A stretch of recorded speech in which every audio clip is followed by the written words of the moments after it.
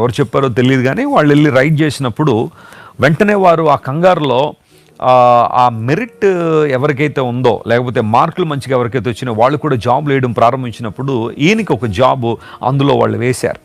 దేవుని కార్యాలు ఎంత స్పష్టంగా ఉంటాయంటే, ఇంకా అద్భుతం జరగదు, నా జీవితంలో పరిష్కారం లేదు, అన్ని ద్వారాలు మూసుకుపోయి ఉన్నాయి అనుకున్న పరిస్థితిలో కూడా దేవుడు నీ పట్ల అద్భుతం చేయగలడు. ఎందుకంటే ఆయన సృష్టికర్త కనుక, సమస్తమును తన ఆధీనంలో ఉంచుకున్నాడు కనుక. ఒకవేళ ఈరోజు నువ్వు ఒక జాబ్ కోసం ఎదుగుతున్నావా, ఒక ప్రమోషన్ కోసం నువ్వు ప్రార్థన చేస్తున్నావా, నీ యొక్క పనిలో ఒక ఎలివేషన్ కోసం నువ్వు చూస్తున్నావా, స్పిరిచువల్ లైఫ్లో ఎమోషనల్గా నీ ఉన్నతమైన స్థితికి రావాలని ఆశిస్తున్నావా, దేవుడు నీతో మాట్లాడుతున్నాడు.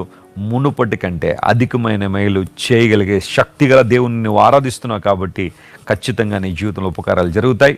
ఇదే విశ్వాసం, ఇదే నమ్మక దేవుని మీద ఉంచి ఈ వాగ్దానాన్ని క్లెయిమ్ చేసుకుని ఈ రోజంతా ప్రార్థన చేయండి. బలమైన కార్యాలు మీ జీవితంలో చూస్తారు.